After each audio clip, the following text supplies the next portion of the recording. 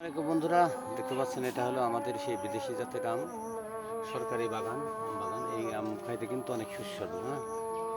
খাইতে অনেক সুস্বাদু। আম ধরে ধরে আছে, গাছে সব আম ধরেছে, দেখতে পাচ্ছেন আপনারা। আর আম পাকা লেগে গিয়েছে, দেখতে পাচ্ছেন। এই যে আমি আম দেখাচ্ছি আপনাদের।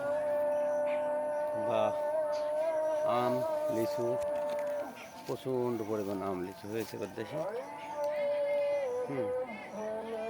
পাকতেছে, যে দু একটা পড়তেছে, কিন্তু এই আম বেশি দিতে গেলে পোলাপান আমগুলো বেশি বেশি তুলে নিয়ে যাই, আম খেয়ে নেই। এই যে দেখছেন আপনারা, বড় বড় আম হয়, অনেক বড় আম। এটা সম্পূর্ণই আমাদের সেই সরকারি প্রজেক্টের বাগান, দেখছেন আপনারা। এবার লিচু আম মোটামুটি আছে, কিন্তু এইসব গাছে আম কমকমই ধরে, কিন্তু আম খাইতে কিন্তু মজাদার, টেস্টি, মানে কোনোটা মোমের মতো নরম।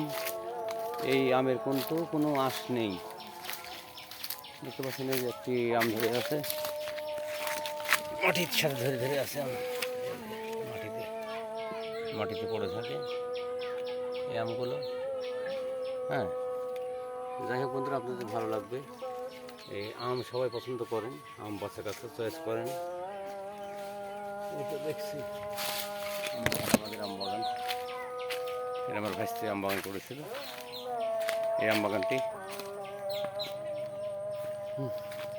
আম সব ধরে ধরে আছে, বাচ্চা কাচ্চারা সব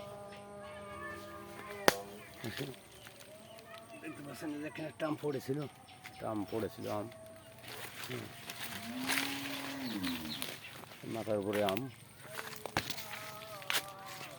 এই আমগুলো অনেক বড় আম, দেখতে পাচ্ছি, বড় বড় আম।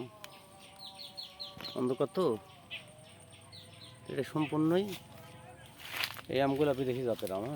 আর আমগুলো সুন্দর, চমৎকার চোকা আম। সব মিলে এটি হচ্ছে সম্পূর্ণটাই বিদেশি প্রজেক্ট বা সরকারি প্রজেক্ট। এই বাগানটা করে দিয়েছিল সরকারি, আমার ভাগ্নি করে দিয়েছিল। এই আম দুটি দেখতে খুব সুন্দর, দেখছেন আপনারা। দুইটা আম অনেক দারুণ। আর এক চুনপড়া আম, এই আমগুলো সম্পূর্ণ সাদা আম হয়। সাদা আম। এই যেখানে সব আরও আম আছে, এই যে আরও বড়ো আম, বিগ সাইজের আম আছে। দেখতে পাচ্ছেন আপনারা, আম দেখাচ্ছে আপনাদের। আমের সঙ্গে যেখানে অনেক প্রচুর পরিমাণ আবার ক্ষেত বুনেছেন। যাই হোক, আম বাগান দেখালাম আপনাদের, নিজেদের আম বাগান। একটা ছোট্ট আম পড়েছিল ওখানে, তাই তো দেখাইলাম আপনাদের। সুন্দর বা গ্রামের মানুষ, আমরা প্রকৃতি নিয়ে চলি। আম বাগান, গরম, কারেন্ট নেই, এই সব এলাকায় আণবিক করার পরে আমাদের জীবনে নেমে এসছে দুর্ভোগ। মনে করেন যে সেই অবস্থা খুবই খারাপ। গরম আজকে, এই গরমে মানুষের কখন কী হয় বলা খুব কঠিন আছে।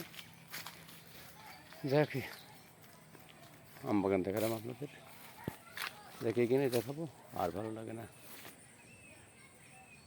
আবার আম বাগানের পাশে একটা ছোট্ট পেয়ারা বাগান আছে, পেয়ারাও ধরেছে গাছে। ভালো থাকবেন সবাই, সবার জন্য দোয়া রইল।